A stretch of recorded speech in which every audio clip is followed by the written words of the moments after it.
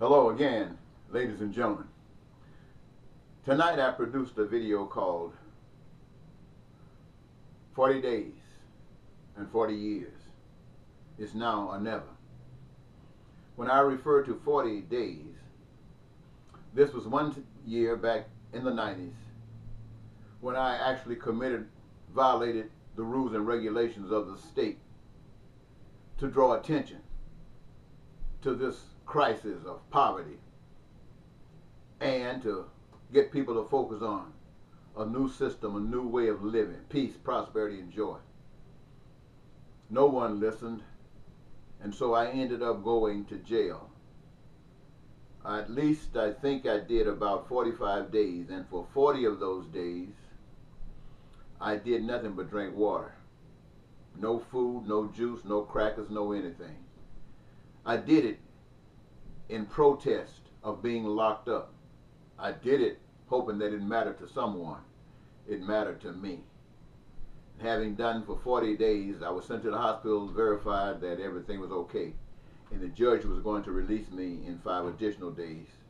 So 40 days is what my Jesus did, and so 40 days was fine with me, standing up for a cause. Now, when I speak about 40 years, I'm talking about the 40 years from 1979 to 2019. Those are the years that I've spent advocating for peace and prosperity and joy that I mentioned to you earlier on that video.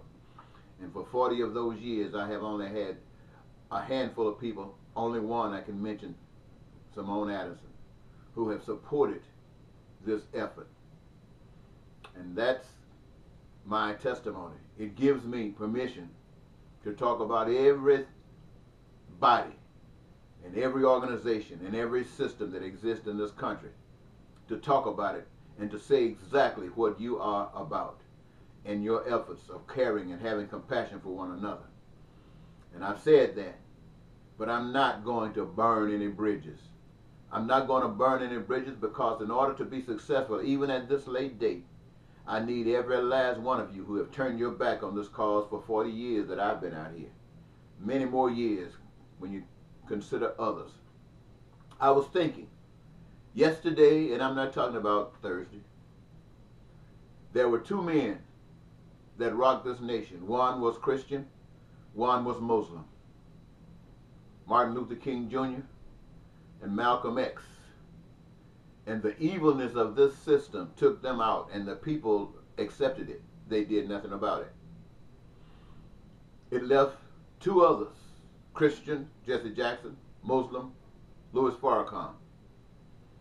What have they done since these men's passing? Can you tell? Nothing.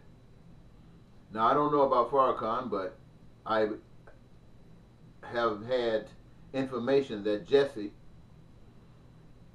and Al Sharpton are part of secret organizations. So you can't expect anything from them. And you've hoped that Farrakhan, who can draw 1 million people together, had an ambition, a vision. But that's been quite some time ago, and we are worse than we were at that time. And so, ladies and gentlemen, I have to tell you that God is speaking to the poor people of this country. God is speaking to the poor people all over the world. Our liberation is in our hands. For those that we've depended on in the past, as Michael Jackson has said, they just don't care about us. And you would think that God doesn't care about us, because God won't work the miracles. God has given us choice, and that's why the miracle is not worked. However, if we trust in God and show our respect for God, He's asked that we would love God, the Creator, above everything, with our heart, with our body, with our soul, with our body. You know what that means? That means in what we do. And the evidence of our love for God is what we call the second commandment, and that is how we treat one another. And treating them with love. We would allow nothing, no form of hate, no virus, no anything negative enter into the will of love. And we can conquer this. We can conquer this. We must conquer this. If we don't, the poverty that we know today will seem like a holiday of the poverty that we will receive tomorrow. We won't, because we'll be gone, but our kids and our grandchildren and our great-grandchildren. And if we don't do it, why should they? They would have given up as we have given up. But I didn't give up.